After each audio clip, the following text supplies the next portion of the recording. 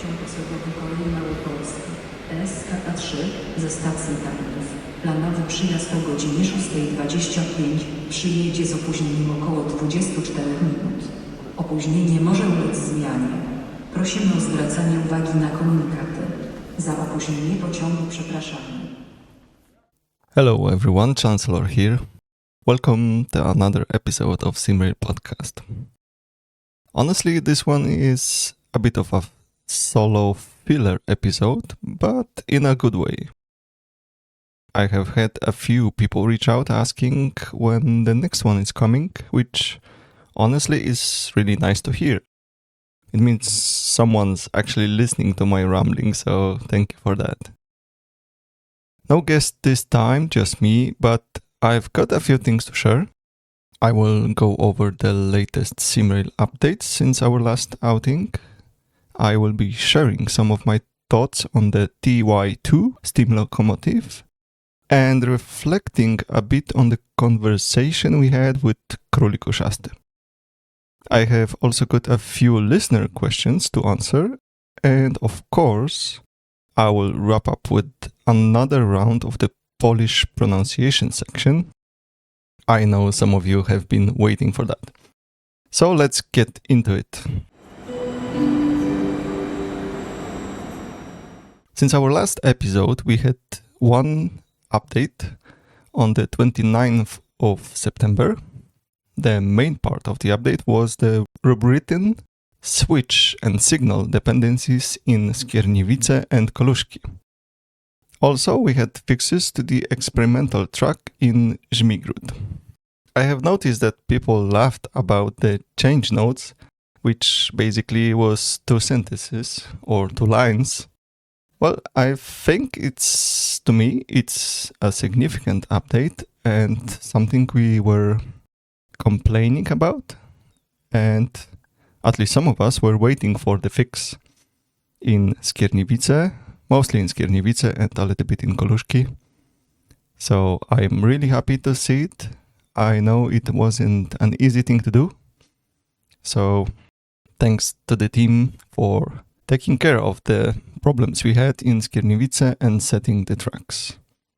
I believe there are still some small bugs present in Skierniewice, but hopefully this will be easier to fix than the big problems we had before.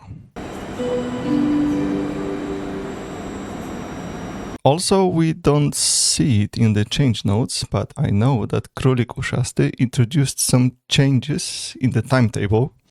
These were small adjustments, not big changes to the timetables.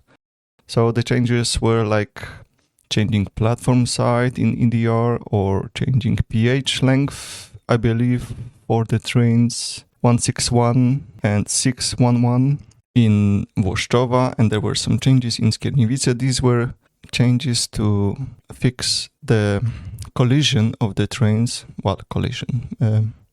timetable collisions of some of the trains. So this is also really nice to see.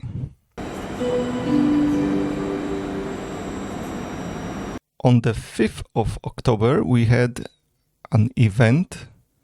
Well, wasn't really an event, but it was a live stream of the streamer and real-life driver Mój dzień w KD.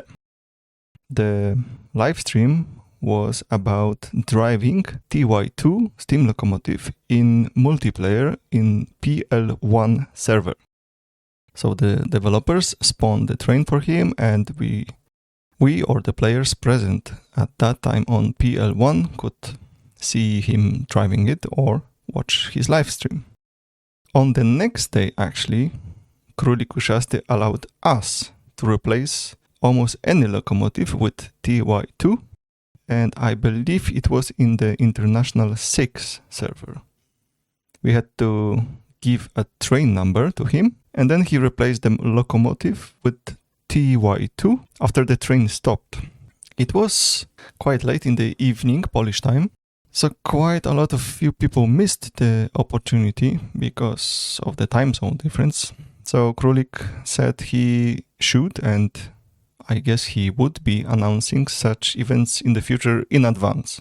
This one looked like a spontaneous event, so we are still grateful. And I have to say, I personally fell in love in the steam locomotive. I said many times that I exclusively play multiplayer, and I have only driven once the TY2 steam locomotive just to get the achievement, and I have never touched it again. But I asked Królik during the event to replace an intercity train which was going on CMK line. It was in Warszawa Centralna when I changed it, and Królik, it was Warszawa-Katowice line or route. So Królik jokingly said, okay, I agree, but you have to finish the whole trip. I said, okay, deal. It was around 11 in the evening in Poland. I said, okay, let's do it. And I did. I started driving in Warszawa Centralna. I have to say I had a lot of problems at first, but then it was a lot of fun. The train really wasn't suited for TY2. It was a long train, lots of cars, and CMK is not really designed line for the slow steam locomotive. The reset caught me in, I believe, in Idzikowice. Before that, I met Lew Nemejski. He was actually driving also TY2, but in a regional train, I think, to Puszcza Mariańska. So we were close enough for the communication.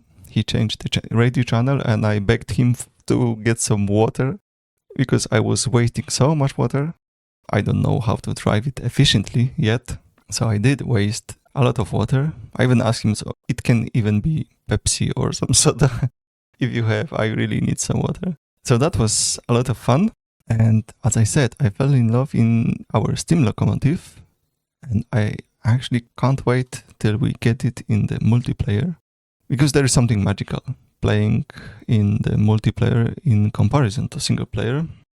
Not to diminish the single player part and the whole scenario team and Eridor, the developer. It just, the social aspect to me is, I guess, is the most important.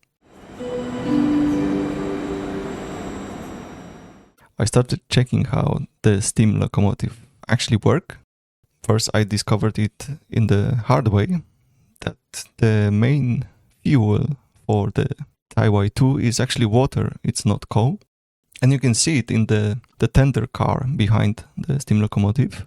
Because even if you look at it, it's 3/4 of the volume seems like it's water, and only 1/4 is coal. And when you drive TY2, you have to really be efficient on the longer routes. At the time when I was driving TY2, very inefficiently, of course, I wasted half of the water in a 100 kilometer distance. TY2 has about 32,000 kilograms of water, and I use 15,000 or something like that, or 15 ton. So yeah, I have a lot to do to improve the efficiency of my driving. I did borrow a book, which is called The Engine's Driver's Manual by Brian Topping, which was very enlightening to me. For the one part was the preparation of steam locomotive to drive. I had no idea how much time and how much work the drivers of steam locomotive has when they prepare the vehicle for driving. Basically, half of the book is about how to lubricate every part, well, how to lubricate the vehicle before you start moving. So many things which we don't have in SimRail, but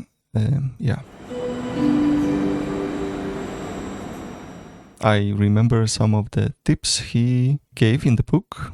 For example, the tutorial tells us to open the water leak in the beginning when the steam locomotive starts to drive.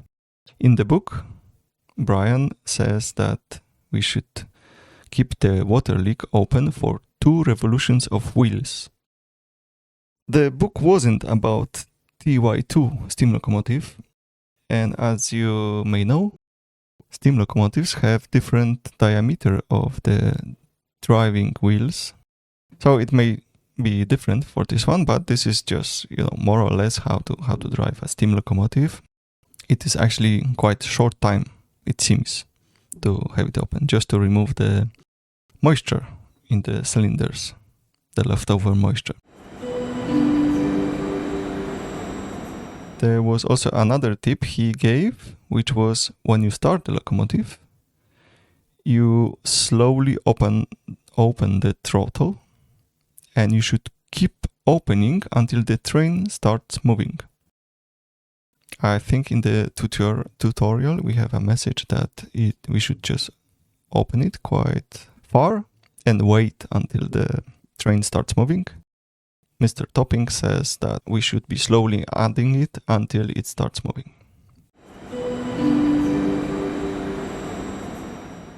So yeah, I also learned from a trusted source, very trusted source, my previous guest in the episode, that in the game we have simulation of the efficiency of the fireplace. There is simulation of water cooling the steam when we add it. So all those things are simulated in the game, and this is mind-blowing that we have such a things in the game. The whole thing with the reverser and the throttle as well, a new stuff we have in the steam locomotive, new also for me. This will be my next step to mastering efficient driving in the steam locomotive, playing with the reverser, which should be open widely when we start driving. Its position in percentage number, positive and negative. Negative is of course for reversing. Positive is for moving forward. And the number, the value, means the position of the piston in the cylinder. Whereas 0, it would be 0, but I think the minimal setting is 20. Or maybe 20 is the minimal efficient position. I forgot. My apologies. Anyhow, with the theoretical value of 0% would be closest position of the piston in the cylinder, and 100% would be the piston traveled through the whole cylinder and pushed the driving bars which are connected to the wheels. Sorry, I lack professional vocabulary for that. I hope that this is understandable. So at 50%, we have the piston travel through half of the cylinder, and until that time, the steam enters the cylinder from the boiler. After this, the opening is closed, and now the steam, due to expansion and pressure, pushes the piston by itself. As far as I know, the optimal conditions for efficient driving is a play between the throttle, which sets how much steam enters the cylinder, and the reverser, which sets until which position of the piston the steam is allowed to enter the cylinder. Because we could use just the pressure from the boiler to push the piston and push the wheels, but we would run out of water quite quickly. So we close the access of steam from the boiler at one point and allowed the expansion of the steam to push the piston and to do the work for us. This way we save the steam and move the responsibility of pushing the piston to the steam already present in the cylinder. When the piston reaches the end of the cylinder, the steam is released to the environment. And as someone in the English channel told me, the steam is collected in a pipe and it goes through the chimney in the middle and in the front of the steam locomotive. And the release of the steam is the main huff and puff sound which steam locomotive make. The Spanish community prepared a nice manual for operating the steam locomotive. There is an excellent scheme where you can see how the reverser actually is made, which was also very enlightening to me. It's only in Spanish, but I guess you can understand. I could understand the scheme and how it works. So thanks for that, Spanish community. So concerning all this, I would like to share my opinion now. So please be warned. I can't wait for the Taiwan 2 to be introduced to multiplayer. Actually, I am more excited about it than about the DLC 2 of Łódź Warszawa. My most anticipated 3 things in SimRail now is Taiwan 2 in multiplayer. Then there are new signal boxes from the DLC part 2. I can't wait to check them as well, of course. Then I guess it would be the Škoda CD163, I believe, locomotive. It's quite low because I watched some footage and it has really high and really loud static noise inside. And I have already said that the truck's locomotive is already quite disturbing to me. So I am not sure how I will react when driving the Škoda locomotive. I think that's how you say it. And finally, new routes to drive, of course. So I guess these are 4 things. But anyhow, new routes to drive in the DLC part 2 would be the last thing, actually. And concerning Taiwan 2 and the 80s route, which was released to us at the same time, I've already said that in the English channel, but I will please allow me to repeat it again, that I think, personally, that the decision to make it came from some high-ranking executive in the company, or some decision-making person, of course, could be the developer as well, I don't know. And this looks like some childhood dream or some personal fantasy. Maybe he was dreaming about it, he or she, because it didn't make much sense from the gameplay perspective. Even before those were released, SimRail was, in my opinion, mainly about the multiplayer part. I don't have the data, but they have the data. So I would be very surprised if I am in wrong here. But the work is done. There is no point on crying over spilled milk.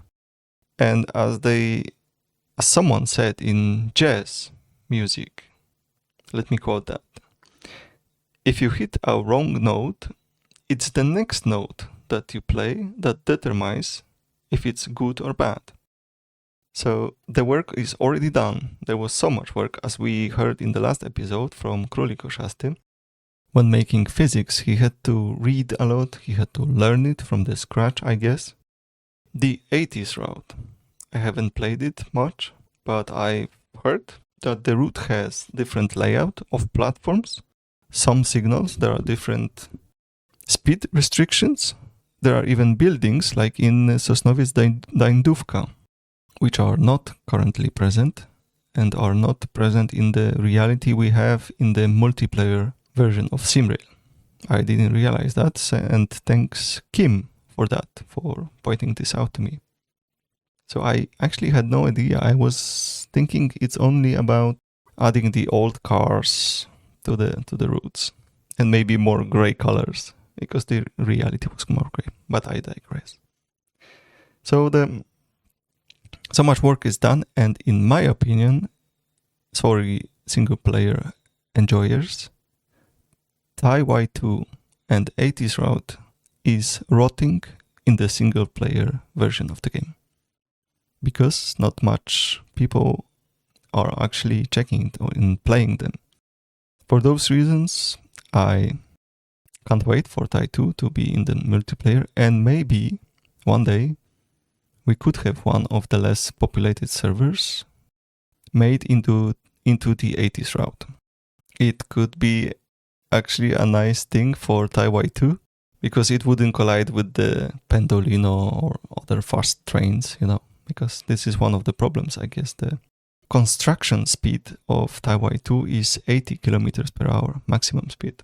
So the developers or the person who will be making the new timetable, which includes Taiwan 2, of course need to take it into account, and it could be problematic. Another thing which would be problematic with the 80s route are signal boxes. Because the project was made for single player, there was no need for them to rebuild them. If it ever transitions to multiplayer, the developers would need either to remake them to the old style, which I guess means adding or introducing the mechanical switches, which we haven't heard anything about, so that's unlikely. The other solution would be to block player access to them, which wouldn't be nicely seen, I guess, from the players. Or the third alternative, I think, would be just to leave the signal boxes as they are now, which would be a conflict with the realities, because we would have modern computers operating in the 80s reality. But I think that would be the lesser evil if we could have it. These are just my thoughts about it. As I said, I am surprised myself that I liked it so much, the steam locomotive. I know there are many people not very happy about it. There are people who would only like modern vehicles in the game, but the work is done and it's there and it could be utilized, and currently it's not. So that's the point of my thinking. And maybe even the skeptics would be, after trying it in the multiplayer, could perhaps be persuaded and maybe switch their way of thinking, like I did. I was skeptical as well.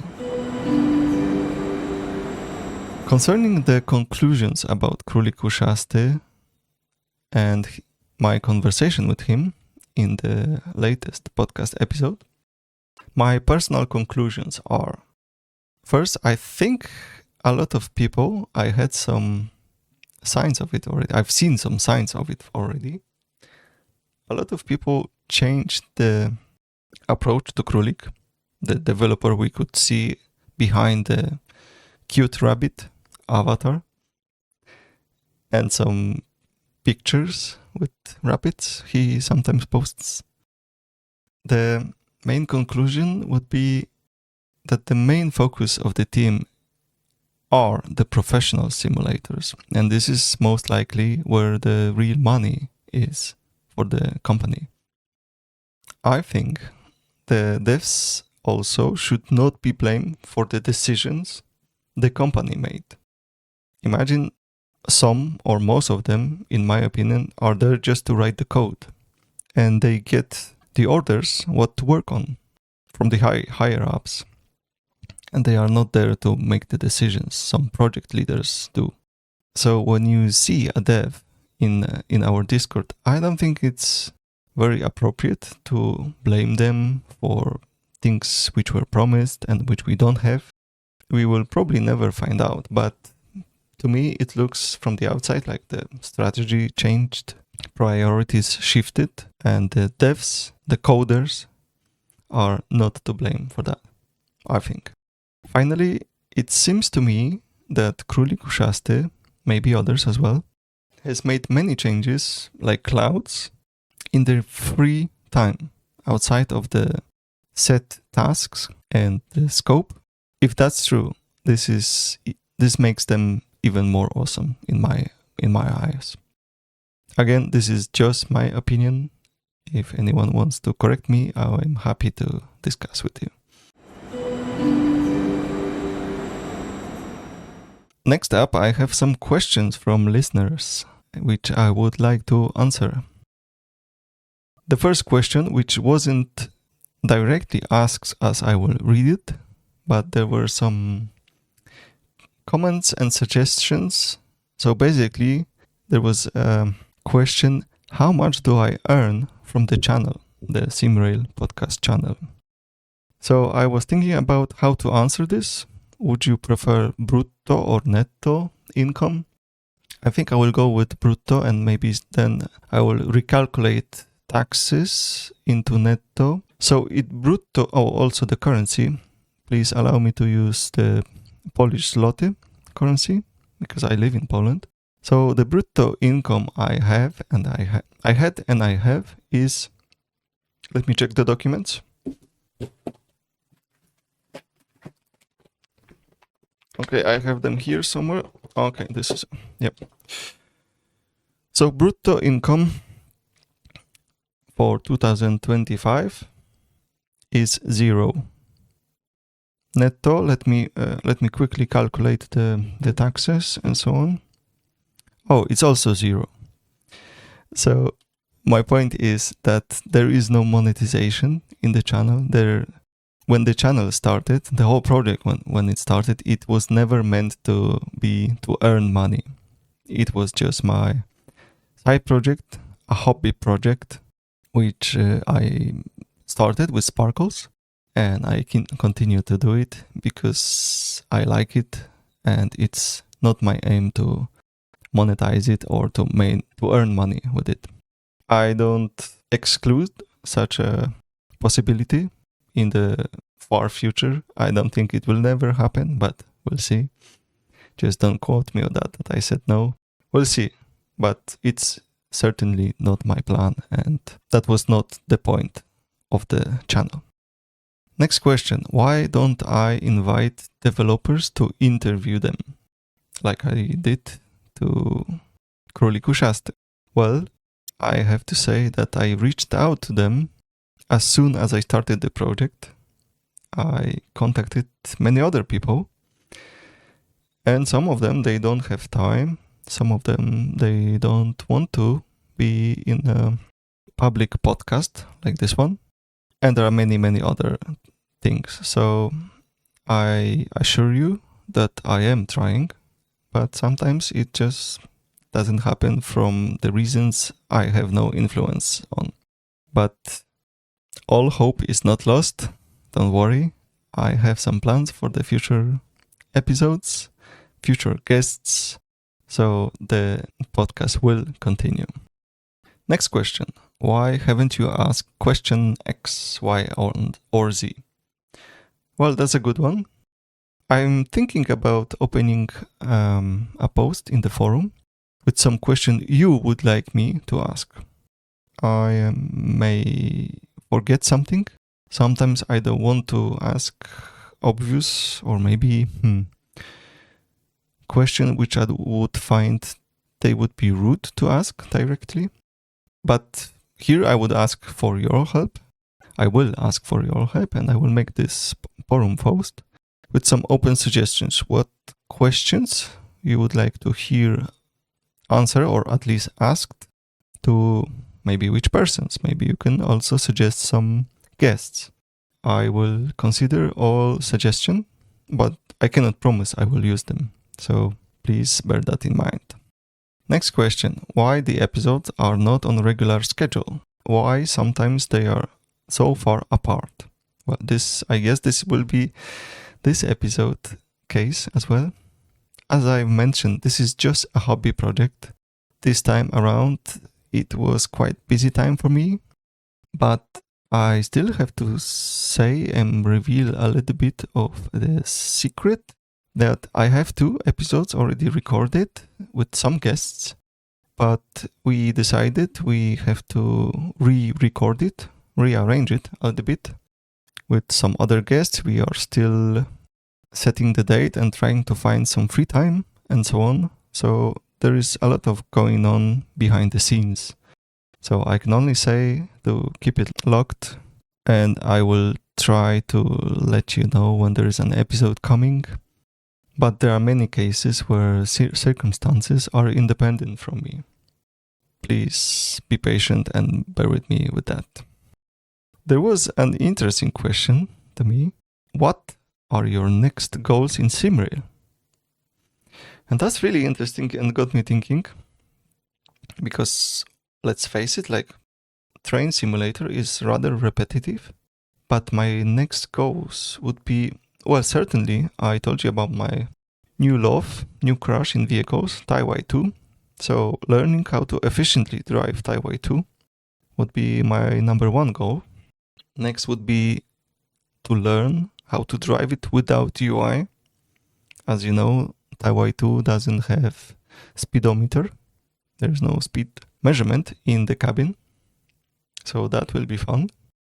And in general, the third goal would be me playing more, relying on mouse clicks and valve controls with the mouse rather than pressing buttons, which I currently do. I play without UI, but I do use keyboard shortcuts. So I think it would be maybe more the next step to use a mouse to press the buttons, to utilize or simulate manual control. And now that I think of it, I started to signal in the game with less and less UI helpers, like the radar, for example, and without checking the map as well, just to rely on the EDR and others' announcements, which of course it's way harder, and I'm sure I was reported by many people already. There are many white knights who are reporting players that did not send trains in the air quotes correct order. Okay, that's fine. I can be reported. So I guess the ultimate goal is to play without UI also in signaling, and that it is from the questions from the listeners. If you would have any question, just contact me and I will be happy to answer or try answer. Next up is the Polish pronunciation section. The first name I would like to say, or actually remind you, is the place in Poland where the experimental test track is located. I believe it is located close to Poznań, so to the west of Poland. And the place, as some of you may know, is called Żmigród, which is quite exciting name, I guess, for the foreigner. Our friend Eridor, who is not only responsible for the scenarios in the game, but also recently started a whole section of sneak peeks, recently showed us that Rokiciny is also included in the DLC Part 2, which is the direction towards Piotrków Trybunalski. Personally, I think it would be rather silly to extend this route just to Rokiciny, which would be, I think, the second station after Koluszki. So this is my guess, that the next week sneak peek would be a station called Baby.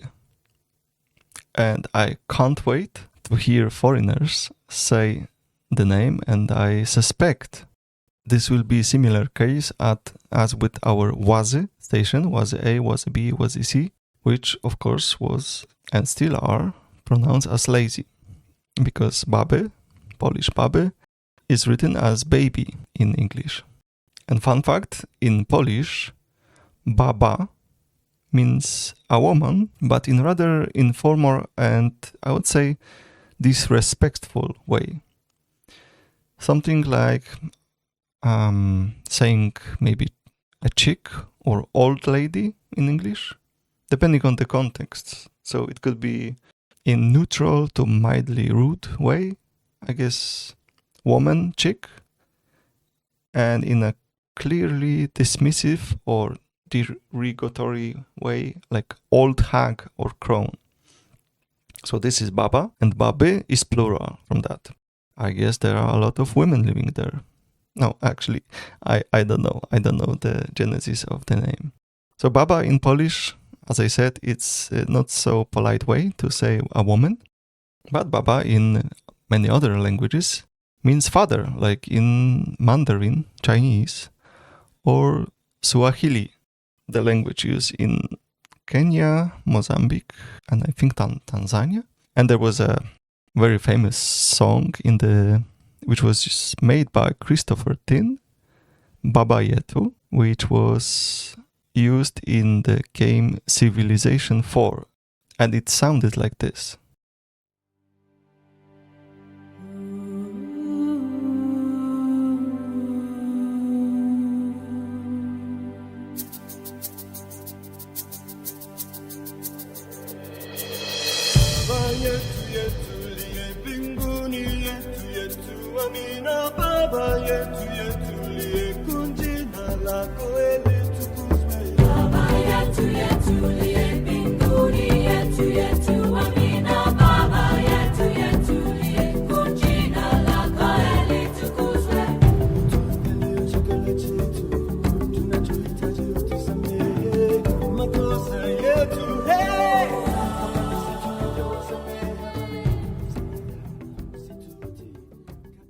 If you want to feel old, I checked it again, and Civilization 4 was released 20 years ago. But I digress. Still, shout out to my Kenyan friend Tony. Let's go back to SimRail. Looking from Koluszki, we have the following stations: Chrustynowe, Rokiciny, Łaznów, Wolbrówka, Baby, Moszczenica, Jarosty, Piotrków Trybunalski. And this is, I think, where the route extensions and extension in this direction will finish. And I am showing you a part of the picture which was made by our Chinese community with predictions for which DLC Part 2. They made it way back then, and it seems they were really on point. We will see how it will end up. And that's all for today. Thank you for joining me in this episode. I hope you enjoy my rambling. I have much more planned for the next episode, so keep it locked. And until the next episode, bye bye.